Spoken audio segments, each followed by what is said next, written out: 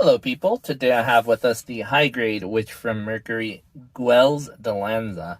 And this one is one of the early ones that came out. I think this is set number 4 versus, Ariel and the Elfrith, the Bigger Bow, whatever you want to call it. This is the 4th set that came out. There are a couple write-ups on this one, but the first being about the Dilanza. It says, among the basic MS Dilanza units developed by Jeturk Heavy Machinery, a number have been customized by their pilots. One of these has been modified to suit the piloting style of Guel Jeturk, heir to the company. Its outward appearance has also been tailored to fit Guel's penchant for ostentatious. Painted in a vivid magenta and fitted with a decorative headpiece, this unit embodies the skill and unshakable self-confidence which made Guel Astacasia's best pilot. Gives the impression that no other unit could be worthy of such a pilot. I definitely agree that this one is worthy of the ace unit look. It has that huge antenna in the front. It has that big feather in its cap. It's got this overly large partisan, which it's a beam partisan too. It's not just a regular one. Just a big over-the-top looking machine that still has a lot of articulation here too. So there's a lot going for this unit, and I think for it to be an ace unit is definitely a cool one. Forgive my hand with that paint on there. There's also a write-up on Guel, but I think I'll just leave that one alone. There's write-ups about the weapons too, which of course there's the partisan, and there's a couple others here, and I will show you those as we get along to it. But for now, let's go ahead and cover articulation. All right, so starting with the head, we have the articulation on a ball joint here, which of course is on another ball joint inside the neck here. The bulkiness of the head actually doesn't allow for a lot of motion, and the way this is trapped inside here, it doesn't allow for that bottom ball joint to do a lot. So you can get some articulation, but not very much. Moving on to the shoulders. These ones come out quite a bit here in the inside, and then that allows you to cross over this one on its ball joint, which is inside that piece. This one here moves inside the arm itself, so you can move that like so. It goes up quite a bit. You'll need to move the armor piece with it, and then the shoulder also articulates along that piece as well. This one also has a rotation here, but we're going to move on to this.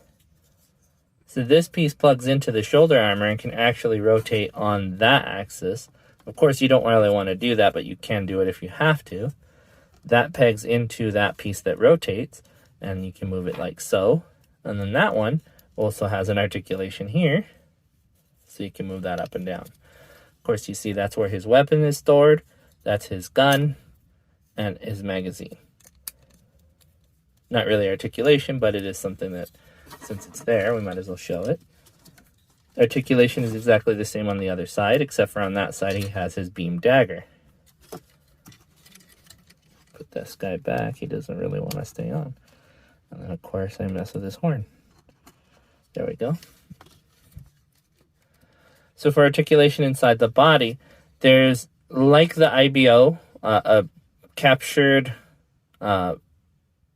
point of articulation inside the two pieces here that allow you to rock that back and forth like so.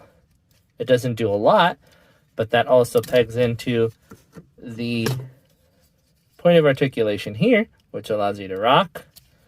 And then this one as well. This is the one I'm talking about.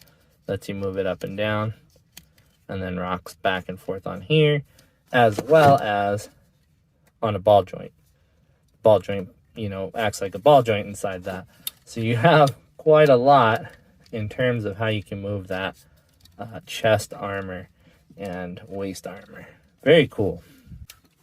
Moving to the front here, we have just that point of round articulation here. It just rotates up and down. These back ones actually flap forward and backwards as well. That's pretty cool. You don't see that too often.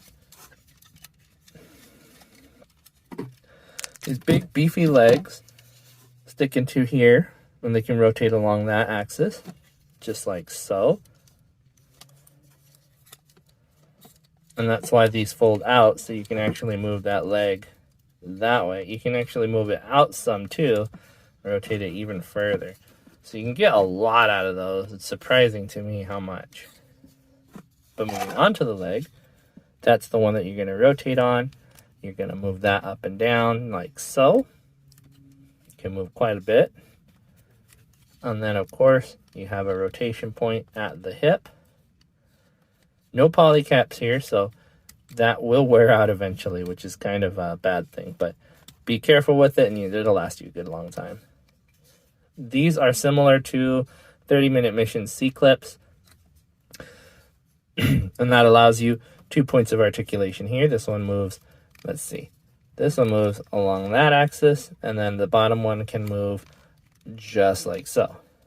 Not too much on the bottom one, but combined, it's quite a lot. More than 90 degrees, and more than you might expect with these big round sections. Inside the leg here, the ball joint is up at the top, so you can get that moving any way you'd like here. That's also on like the Iron-Blooded Orphans captured round, so you can move that like so, a rotation like that. And there's also a toe bend, which I did not expect for such a bulky looking unit. So you can get that toe bend, and that goes a long way on this one. So it's pretty cool. So all that together makes for a really big, beefy looking unit, but it still has a lot of agility and a lot of posability for what it is. It's unexpectedly movable there. And I realized I didn't even cover the arms, which has 2 points of articulation as well. So you can get that all the way up there, and you can use that articulation how you'd like in terms of that armor in the back. So it's quite a lot. And then a regular ball jointed hand. But moving on from that, what kind of extras does he have? Well, that's one of the downfalls on this kit. You have the weapons, so you have the gun, the magazine, the dagger, the partisan, and this very cool clear piece that slides on here. And the dagger beam. So that's it. That's all you have. What you see here, that's it. But that's kind of how these kits are. I think they wanted to go for a budget price line kit. This one is less than $20, so I kind of expected it to be a little bit less than your average. That's not to say it isn't a cool kit, because there's a lot to the kit itself, just not anything extra, not anything beyond the Call of Duty. All right, now for a size comparison. Here he is compared to the Gundam high-grade GBN base Gundam. These are both 1/44 scale kits. Beside the Alto from 30-minute missions, also in 1/44 scale. Looking quite diminutive here. Here is the Jinrai M1/100 scale. This is from Frame Arms. Here's Architect from the Frame Arms Girl series. This is in roughly 1/12 scale. Here's Nero from the Hexagear Governor line. That is in 1/24 scale. And my Master Grade representative, that is the Alex Gundam in 1/100 scale. Like we've seen, this is actually a very large and very bulky looking kit compared to some of the other model kits that we have. But putting him here with his weaponry, let me go ahead and pull those out so you can see what that looks like. Let's go ahead and get his gun, his magazine, if I can do it. I might not be able to. I actually had someone else pull that out because it's in there and I have big fingers. There it goes. Okay. And then his beam dagger, which, if you ask me, it's a sword. It's not a dagger. It's pretty big. Okay, so slide this in here like so. And then that can go into his hand directly. And of course that has a sticker right here to represent the camera on that. And here is his beam dagger, which, like I said, is rather large for a dagger. It's pretty large. I mean, maybe not the biggest, but that's a pretty big for a dagger, you know? Now this equipment has write-ups, so we have the Beam Partisan, a melee weapon option for the Dilanza, a polearm which can generate high convergence rate beam blades from extending on one end. For a melee weapon, it boasts a broad effective attack range. The rifle is a standard sidearm developed for MS units by Jeturk Heavy Machinery. In addition to its burst attack, it boasts several other firing modes. Then the last one is the Beam Torch, a melee weapon common to all Dilanza units with a broad beam blade. When not in use, it is stored in the weapon dock inside the shield. It also mentions the Spike Shield, defensive equipment attached to each shoulder exclusive to this unit. Furnished with a spike, they can also serve as striking weapons. That's right here, spikes. And then lastly, it has beam Vulcans, and I didn't even notice that till now. Beam weaponry are affixed to the unit's chest. Due to the beam's low power and rapid fire capability, is largely used for diversionary tactics in duels. Now, if you've seen The Witch from Mercury, you'll know that duels are very important in that series. I won't go into why or how. I don't know if everyone's seen it yet. I know it is in season 2, but it took me a long time to start watching it, so it might be a while before you start watching it. Who knows? But it is definitely a cool thing that they do.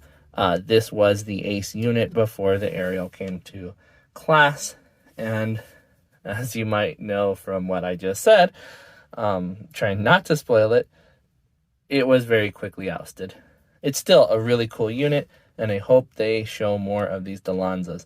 I know one of the kits that's upcoming is actually the Dilanza Soul, which is a black one. I've seen that one in the anime already, and I'm hoping they come out with that one soon. So really looking forward to seeing it. Now, this one was on the cheaper side. It's not terribly expensive, like I mentioned. It's like $20. I think I got it for $19, something like that. So less than $20 for this one. It's a big kit for what you got here. Like I said, it doesn't have a lot of accessories, not a lot of things going for it as far as extras, but it is a brand new unit, brand new mold, very simple to put together. That is something that you might think about when you put these things together. It can be a good or bad thing. I happen to think it's a good thing, especially in these high grades. That's something that you don't necessarily want to spend tons of time building. You just have something that you can put on your shelf really quick. But there's also enough detail on this thing that if you paint it, if you work at it, it can get really, really great. And there's already third-party companies who have decals out for these things. Be on the lookout for those. Those are really cool. So then you might ask if I'd recommend you buying it. I would say yes. At the price, it's definitely worth the price. $20 or less than that, it's definitely worth it. The second one, the Dilanza regular, it might not be. I don't know. I haven't built it yet. Can't tell you right now. This one, though, is a definite yes. I would pair this directly with the Aerial from the same line. It's very, very good. Right out of the box, it's incredible. So definitely one that I would say is worth your time. If you haven't seen the show, definitely go out there and watch it. It's worth the watch. It's a really great show. It might start off slow, but comparatively, I think it's pretty action-packed. So I would definitely hit it up and see what I thought of it. I mean, just watch a couple episodes, if anything. The prologue gets you right into it. So, I mean, that's something that you might try too. But that's it for this guy. I think that's my opinion on it is pretty well spoken. I really liked it. I think that you would too. And that's going to be it. Thank you guys for watching. I appreciate it when you guys do. If you guys don't mind leaving a comment, I'd appreciate that as well. If not, that's fine too. Just watch your show. I do definitely want to have these things out here for you as often as possible. But I will see you guys next time, or you'll see me. But more than likely, you'll see my stuff. Bye-bye.